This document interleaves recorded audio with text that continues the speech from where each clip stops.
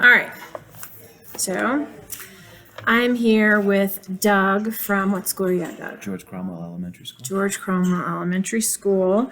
So I have been here in Peru with Doug for about 3 weeks.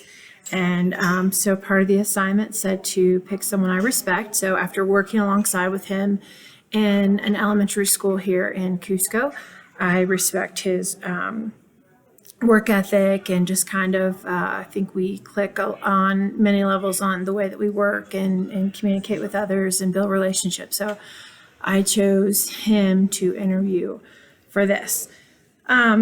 So Doug, how do you define trust in the workplace? I think trust in the workplace means that you can confide in your coworkers and your teammates, and basically, if you're having a bad day, you can open up to somebody, and you know that they're not going to, whatever you said, they're not going to go and tell another person. You can confide in, you can be honest with someone. Honesty is basically it. Trust is someone that you can be honest with about your feelings. I like that. Yeah.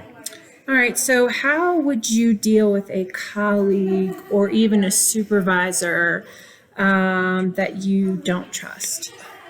Unfortunately, if you don't trust someone, you can't be open with them.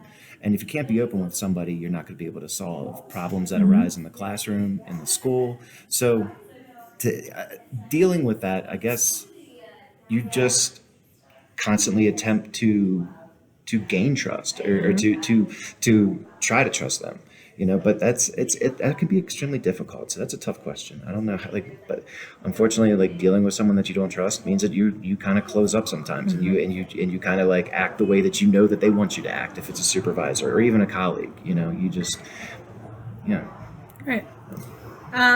So can you tell me what are some ways that you build relationships with people? I think I go into most situations just as an open book. I don't try to hide anything.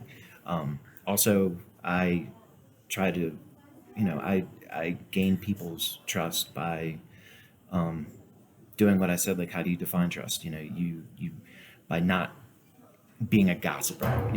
Doing my best not to be. Right. And when people come and confide in me, that's it. I'm honest with them, and I want people to be honest with me. And I think over time, people realize that they can be honest with me about things, Right. and I'm not going to go run and tell the next person about stuff. And and I try to help people as well as I can. Okay. Yeah. How do you build or foster trust in the workplace? Well, kind of the same thing. Just I wouldn't say lead by example, but be an example of a trustworthy teammate. Try to help people when I can. Be a good listener. That's so important too. Be an active listener is great. Yeah. Yeah. Yeah. I try to be there for people as much as I can.